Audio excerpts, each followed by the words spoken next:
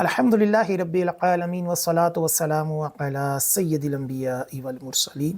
حضر و اباحت کورس کا آغاز ہو چکا ہے اور آج آپ کے گروپ میں اس کی پہلی 3 قسطیں پیش کی گئی، جس کے اندر کھانے کے حوالے سے ہم شریعت کے احکام سیکھیں گے۔ میں نے تعارفی ویڈیو میں آپ کو بتایا تھا کہ حضر کا مطلب ہوتا ہے کہ وہ حکم جس کے بارے میں شریعت نے منع کیا ہے، اس کے اندر کئی ابواب فقہ کے آ جاتے ہیں، جس میں کھانے پینے، سونے، جاگنے، دیگر معاملات آ جاتے ہیں۔ اسی طرح اباحت کے اندر ہے کہ وہ چیز جس کی شریعت نے اجازت دی ہے۔ سب سے پہلے کھانے کے اوپر جو ابن ماجہ کی حدیث پاک ہے، ام المومنین حضرت عائشہ صدیقہ رضی اللہ تعالی عنہا سے روایت ہے کہ نبی کریم صلی اللہ علیہ وآلہ وسلم مکان میں تشریف لائے، روٹی کا ٹکڑا پڑا ہوا دیکھا، اس کو لے کر پہنچا، پھر کھا لیا اور فرمایا عائشہ رضی اللہ تعالی عنہا اچھی چیز کا احترام کرو۔ یہ چیز یعنی روٹی جب کسی قوم سے بھاگی ہے تو لوٹ کر نہیں آئی، یعنی اگر ناشکری کی وجہ سے کسی قوم سے رزق چلا جاتا ہے تو پھر وہ واپس نہیں آتا۔ اس لیے جو کھانا زمین پر گر جائے اس کو ضائع نہیں کرنا چاہیے، بلکہ اگر وہ صاف کر کر کھانے کے قابل ہے تو اس کو صاف کر لے،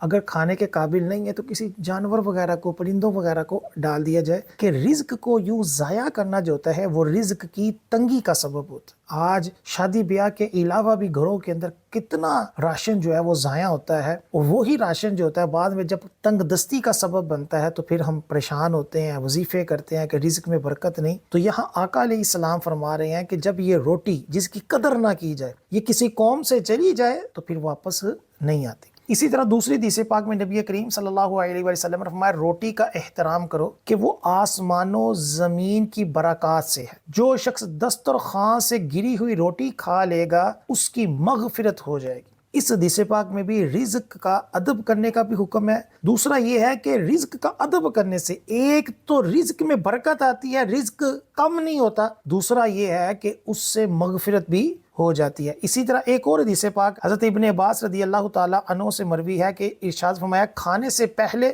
اور بعد وضو کرنا، یعنی کھانے کا وضو کرنا، ہاتھ اور منہ کلی وغیرہ کرنا محتاجی کو دور کرتا ہے، اور یہ مرسلین کی سنت میں سے ہے کہ انبیاء علیہم السلام بھی یہی کرتے تھے، اور ادب بھی یہی ہے کھانے کا۔ اور طبی طور پر بھی آپ دیکھ لیں کہ ہاتھ دھو کر کھانا جو ہوتا ہے وہ کئی جراثیم سے بچت ہوتی ہے۔ اسی طرح کلی کرنا بھی ہے، خالی ہاتھ نہیں دھونے، کلی بھی کی جائے تو اس سے بھی کئی جراثیم ختم ہوتے ہیں، اور جو کھانا جو ہوتا ہے وہ فائدہ مند ہو جاتا ہے۔ اسی طرح بخاری شریف کی حدیث پاک ہے، نبی کریم صلی اللہ علیہ وآلہ وسلم نے تکیہ لگا کر کھانا کھانے سے منع کیا، یعنی ٹیک لگا کر نہ کھائیں کہ یہ تکبرانہ انداز ہے، عاجزی کے ساتھ کھانے کو کھایا جائے۔ اسی طرح بخاری مسلم کی حدیث پاک ہے، نبی کریم صلی اللہ علیہ وآلہ وسلم نے کھانے کو کبھی عیب نہیں لگایا، یعنی اس کو کبھی برا بھلا نہیں کہا، اگر خواہش ہوئی تو کھا لیا ورنہ چھوڑ دیا۔ ہمارے یہاں پوری نکتہ چینی کرتے ہیں، گھر والوں سے لڑائیاں کرتے ہیں، جھاڑ دیتے ہیں، اور کئی مرتبہ مارا پیٹی بھی ہو جاتی ہے کہ کھانا صحیح نہیں بنایا۔ اب آقا علیہ السلام کا کیا طریقہ مبارک تھا، اگر کھانا پسند نہیں آیا تو اس کو چھوڑ دیا، اس کے اندر کوئی عیب نہیں نکایا کہ نمک کم ہے، مرچ کم ہے، یہ مسئلہ ہے، وہ مسئلہ ہے۔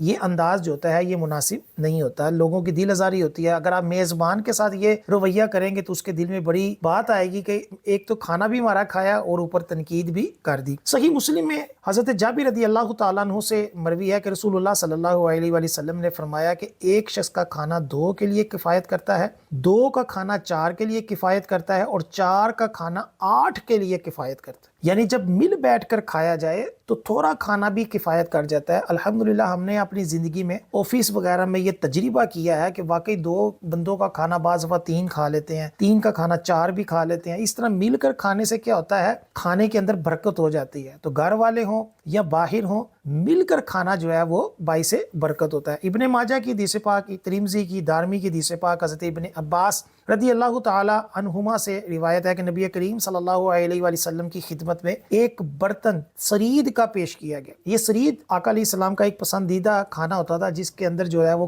گوشت وغیرہ کو، شوربے وغیرہ کو، بوٹیاں وغیرہ کو مکس کر دیتے تھے۔ تو آپ نے ارشاد فرمایا کہ کناروں سے کھاؤ، بیچ سے نہ کھاؤ کہ بیچ میں برکت اترتی ہے۔ سرید ایک قسم کا کھانا ہے، روٹی توڑ کر شوربے میں ملا دیتے ہیں۔ حضور علیہ السلام کو یہ کھانا پسند تھا۔ اس حدیث پاک سے یہ پتا چلا کہ کھانا جب کھایا جائے تو سائیڈوں سے شروع کرے، درمیان سے نہ کھایا جائے، کہ آقا علیہ السلام نے فرمایا کہ درمیان میں برکت اترتی ہے، تو سائیڈوں سے کھانا شروع کرے اور اینڈ تک اس کو کھایا جائے۔ اسی طرح ترمذی شریف کی حدیث پاک حضرت ابن عمر رضی اللہ تعالی عنہما سے روایت ہے کہ رسول اللہ صلی اللہ علیہ وآلہ وسلم نے ایک شخص کی ڈکار کی آواز سنی، کھانے کے بعد جو آواز آتی ہے، ڈکار آتا ہے، تو آقا علیہ السلام نے فرمایا اپنی ڈکار کم کر، اس لیے قیامت کے دن سب سے زیادہ بھوکا وہ ہوگا جو دنیا میں زیادہ پیٹ بھرتا ہے۔ یعنی ڈکار جو آٹومیٹکلی آ جاتی ہے کہ فطرتی طور پر آتی ہے، تو اس سے منع نہیں کیا کیونکہ یہ اس کے اندر تو اختیار نہیں، لیکن بعض دفعہ بندہ جو ہوتا ہے وہ بڑی زور سے ڈکار مارتا ہے، تو یہ بڑا ویسے بھی اخلاقی طور پر معیوب لگتا ہے، اور آقا علیہ السلام نے اس کے اوپر تنبیہ فرمائی کہ یہ اتنے شور سے ڈکار مارنا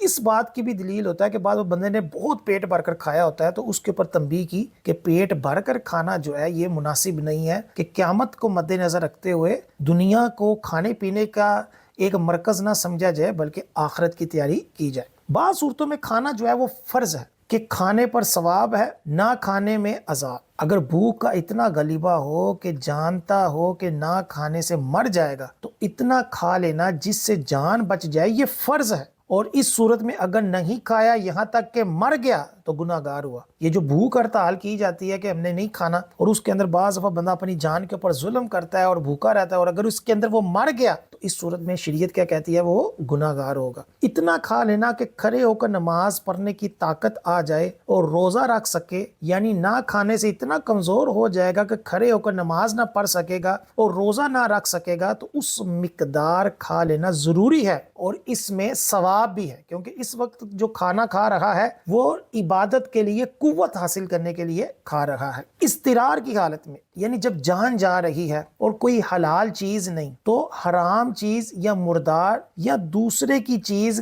اتنی کھا لینا کہ جس سے جان بچ جائے، اس کے اوپر گرفت نہیں ہے کہ یہ جان بچا رہا ہے، کسی کی چیز مجبوراً کھا رہا ہے یا حرام چیز کھا رہا ہے، تو اب پیٹ بھر کر نہ کھائے بلکہ اتنا کھا لے جتنا کیا ہے بندے کی جان بچانے کے لیے ضروری ہے، اور اگر نہ کھا کر مر جائے تو اس میں کیا ہے، گرفت ہے۔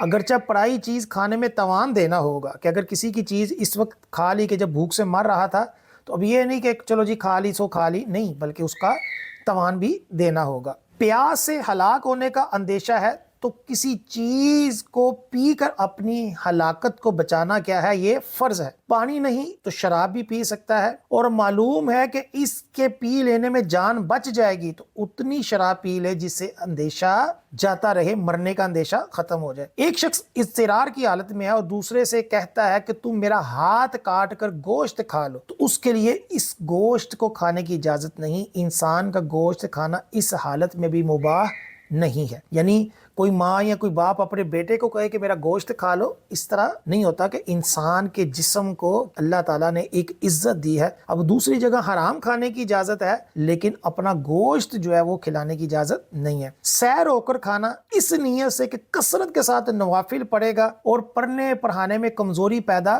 نہ ہوگی، اچھی طرح اپنے کام کو سر انجام دے سکے گا، تو یہ بھی جو ہے وہ مندوب ہے، اچھا عمل ہے۔ اور سیر ہونے سے زیادہ کھایا مگر اتنا زیادہ نہیں کہ پیٹ خراب ہو جائے، تو یہ مکروہ ہے۔ عبادت گزار شخص کو یہ اختیار ہے کہ بقدر مباح تناول کر یا بقدر مندوب، مگر اسے یہ نیت کرنی چاہیے کہ اس لیے کھاتا ہوں کہ عبادت کی قوت پیدا ہو۔ اس نیت سے کھانا ایک قسم کی عبادت ہی ہے، اطاعت ہی ہے۔ اب کئی لوگ ایسے ہوتے ہیں کہ جو زیادہ کھائیں تو پھر ان کے اندر قوت آتی ہے اور وہ صحیح طرح کام کرتے ہیں، کئی ہوتے ہیں وہ تھوڑا سا بھی کھا لے تو گزارا ہو جاتا ہے۔ تو ایز پر کنڈیشن ہر کوئی اپنے اپنے جسم کو دیکھے کہ اگر زیادہ کھاتا ہے، زیادہ عبادت ہوتی ہے، سستی نہیں آتی، نیند نہیں آتی، تو وہ زیادہ بھی کھا سکتا ہے، لیکن اتنا کھا لینا کہ پیٹ خراب ہونے کا خدشہ ہو تو یہ مکروہ ہے۔ اور اگر یقین ہو کہ میں نے زیادہ کھایا تو میرا پیٹ خراب ہو جائے گا تو پھر یہ ناجائز ہے۔ اگر ڈاؤٹ ہے پیٹ خراب ہو جائے گا تو زیادہ کھانا مکروہ ہے، اور اگر اس نیت سے تھوڑا سا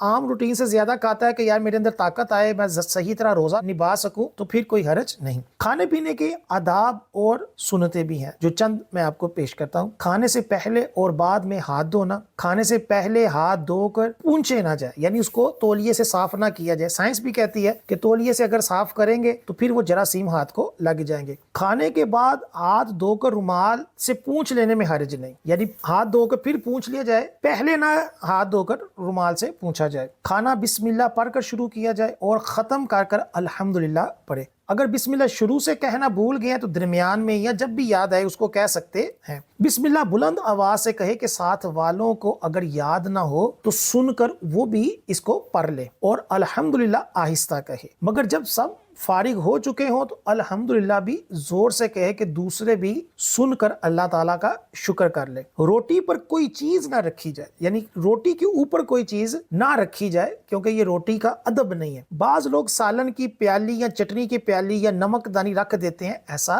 نہیں کرنا چاہیے. نمک اگر کاغذ میں ہے تو اسے روٹی پہ رکھ سکتے ہیں لیکن پیالی وغیرہ روٹی کے اوپر نہ رکھی جائے. ہاتھ کو روٹی یا چھری سے نہ پونچھے، یعنی اگر آپ کے اوپر ہاتھ کوئی سالن لگا ہے تو روٹی کے ساتھ اس کو صاف نہ کریں، تو یہ مناسب نہیں، روٹی کے ادب کے منافی ہے. تکیہ لگا کر یا ننگے سر کھانا ادب کے خلاف ہے. کوشش کریں کہ تکیہ نہ لگایا ہو اور سر ڈھانپ کر کھائیں. گناہ نہیں ہے لیکن آداب ہے. بائیں ہاتھ کو زمین پر ٹیک لگا کر کھانا بھی مکروہ ہے، یعنی ایک ہاتھ بایاں زمین پہ رکھ کر ایک ہاتھ سے کھائے تو یہ بھی تکبرانہ انداز ہے. روٹی کا کنارہ چھوڑ کر بقیہ حصہ کھانا یہ اسراف ہے. کئی لوگ ہوتے ہیں وہ درمیان سے کھاتے ہیں، کنارہ ضائع کر دیتے ہیں. ہاں اگر کنارہ ضائع نہ ہو کوئی اور کھا لے گا تو پھر حرج نہیں، ورنہ اس طرح کھانا مناسب نہیں. روٹی جب دسترخوان پر آ گئی تو کھانا شروع کر دے، تھوڑا تھوڑا اس کو کھانا شروع کر دے. سالن کے انتظار میں روٹی کو ویسے نہ رکھا جائے. دائیں ہاتھ سے کھایا جائے. ہاتھ سے لقمہ چھوٹ کر دسترخوان پر گر گیا اسے چھوڑ دینا اسراف ہے، بلکہ اس کو اٹھا کر تھوڑا بہت اگر کچھ لگا ہے تو صاف کر کے اس کو کھا لے. کوشش تو یہ کرنی چاہیے کہ زمین پر جب کھائیں تو نیچے کوئی میٹ وغیرہ بچھا دیں صاف ستھرا، کہ جس کے اوپر کوئی چیز گرے تو اس کو اٹھانا آسان ہو. جب کھانا ایک قسم کا ہو، یہ بڑا اچھا پوائنٹ ہے، جب ایک قسم کا کھانا ہو یعنی تھال ہے اس کے اندر سارے کھا رہے ہیں، تو جب ایک قسم کا ہو تو اپنے آگے سے کھائیں. اتنا لمبا ہاتھ جا کر دوسری جگہ سے کھانا جو ہوتا ہے لوگ اس کو معیوب سمجھتے ہیں. ہاں اگر تھال کے اندر مختلف چیزیں ہیں، مختلف اس کے اندر ورائٹیز پڑی ہوئی ہیں تو پھر دور سے بھی کوئی چیز اپنے مطلب کی اٹھا سکتا ہے. گرم کھانا نہیں کھانا چاہیے کہ یہ حرص کی دلیل ہے، تھوڑا ٹھنڈا کرنے دے، ویسے بھی نہیں کھایا جاتا. اور کھانے کے اوپر پھونک نہیں مارنی چاہیے کہ اس سے جراثیم جو ہوتے ہیں وہ کھانے میں جاتے ہیں. کھانے کو سونگھنا بھی نہیں چاہیے. کھاتے وقت باتیں کرتے جائیں، بالکل چپ رہ کر کھانا جو ہوتا ہے یہ مجوسیوں کا طریقہ ہے. تو اگر کوئی اس نیت سے خاموش ہے کہ کھانے کے درمیان نہیں بولنا چاہیے تو یہ درست نہیں. ہاں ویسے ہی فضول گوئی سے بچتے ہوئے اگر کوئی خاموشی سے کھاتا ہے تو کوئی حرج نہیں، جبکہ اس خاموشی کو وہ ثواب نہ سمجھے کہ خاموش رہ کر کھانا کھانا ہی ثواب ہے. کھانے کے بعد انگلیاں چاٹ لے، یعنی جب کھائے تو پھر اس کی انگلیاں بھی چاٹ لے. تو ویسے تو 3 انگلیوں سے کھانا جو ہے وہ شریعت نے پسند کیا ہے، اور جب انگلیاں چاٹے تو پہلے یہ بڑی انگلی اور پھر اس کے بعد شہادت کی، پھر انگوٹھا. چاول بھی اسی طرح کھا لے، حالانکہ مشکل ہے لیکن اسی طرح کھانے کی عادت ڈالے، ورنہ اگر زیادہ انگلیاں بھی ہوں یا چمچ سے بھی کھا لے تو کوئی حرج نہیں. بہرحال انگلیاں بھی چاٹ لینی چاہیے. کھانے کی ابتدا نمک سے کی جائے اور ختم بھی اس پر کریں کہ اس سے 70 بیماریاں دور ہوتی ہیں. ہمارے یہاں یہ بڑا ٹرینڈ ہے، یہ بڑا مشہور ہے کہ کھانے کے بعد میٹھا کھانا سنت ہے، تو ایسا نہیں ہے. میٹھا نہیں سنت ہے، بلکہ نمک سے شروع کیا جائے اور نمک پر ہی ختم کیا جائے. یہ کھانے کے آداب ہیں اور اس سے کیا ہوتی ہیں، 70 بیماریاں دور ہو جاتی ہیں. تو اگر درمیان میں کوئی میٹھا کھا لیا تو پھر آخر میں نمک پر ہی اس کو ختم کیا جائے.